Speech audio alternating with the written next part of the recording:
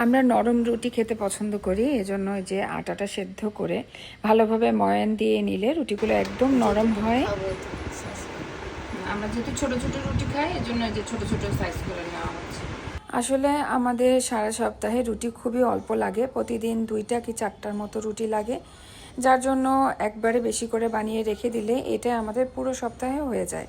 আর এরকম ফ্রোজেন রুটি করে রাখলে কিন্তু খুব সুবিধা। অনেক সময় দেখা যাচ্ছে আমাদের হেল্পিং হ্যান্ডরা ছুটিতে যায়, তখন যারা রেগুলার রুটি না খেলে প্রবলেম হয়, তারা কিন্তু এভাবে করে ফ্রোজেন রুটি রেখে দিতে পারেন। এভাবে করে রুটি বানিয়ে রেখে দিলে কিন্তু অনেক দিন ভালো থাকে এবং